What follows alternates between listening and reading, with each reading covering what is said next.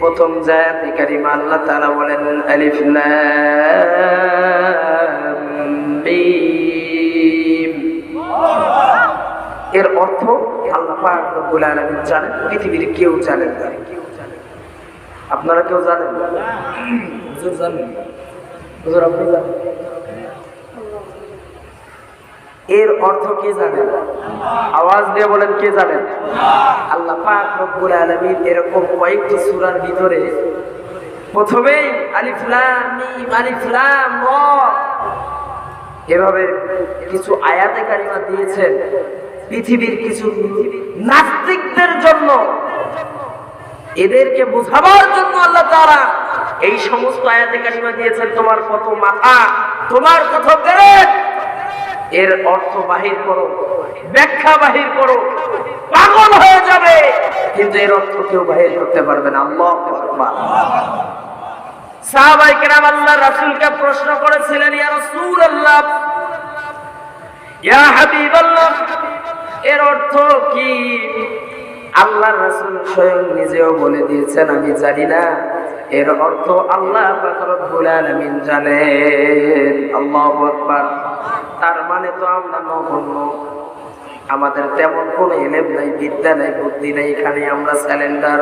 যত বড় মস্তানি হোক না কেন, এর ভিতরে কি আছে আল্লাহ ছাড়া কেউ জানে না। এর ভিতরে যদি কি আছে ব্যাখ্যা যদি আমরা বাহির করতে যাই, পাগল হয়ে যাব, মরে যাব, বাহির করতে পারবো না। আপনারাও জানেন না, স্টেজে যারা আছে কেউ জানে না, কিন্তু আমাদের সমাজে একজন বাবার লোক আছে, তারা জানে। আছে না নাই? এরা পরের আয়াতে কারিমাগুলোতে কি বলেছে এর অর্থ মানতেও চায় না।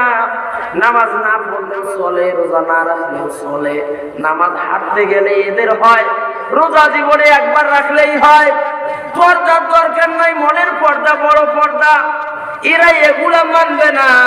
আলিফতে কি হয়, লামতে কি হয়, মিমতে কি হয়, এর ভিতরে কি মারিফত আছে ওরা ওই মারিফত বাহির করে। আছে না নাই? কথা কয় না? আছে না নাই? একদম এদেরকে মনে হয় মারিফতি কায়দায় জুতা পিটা করা দরকার। এদেরকে কথা বলেন ঠিক কিনা? বেয়াদবের দল। কোরআনটা বুঝে ওরা কোরআন পড়ার চেষ্টা করে না। বাবাই কি করবে ওই কথায় ওরা নাচে। তোমার বাবারে হুঁশ থাকবে না কিয়ামতের ময়দানে। এজন্য আসে, বাবাই যদি কোরআন পড়ার কথা বলে আমরা মেনে নিব, বাবাই যদি নামাজ পড়ার কথা বলে আমরা মেনে নিব, বাবাই যদি পর্দার কথা বলে আমরা মেনে নিব। যেটা মানা দরকার ওটা মানব মুসলমান। তবে শুনে রাখেন, যে যেই বাবারে মুরিদ হন না কেন অসুবিধা নাই, আমাদের এলাকায় অনেকজন মুরিদ আছে না নাই? আমার কথা হলো, আমি কারো বিপক্ষে কোনো কথা বলতে চাই না। আমি এতটুকুন বলি, আমার এলাকার মুসলমানেরা, যদি আপনি না পড়েন আপনার কোনো বাবা আপনাকে কিয়ামতের ময়দানে বাঁচাতে পারবে না।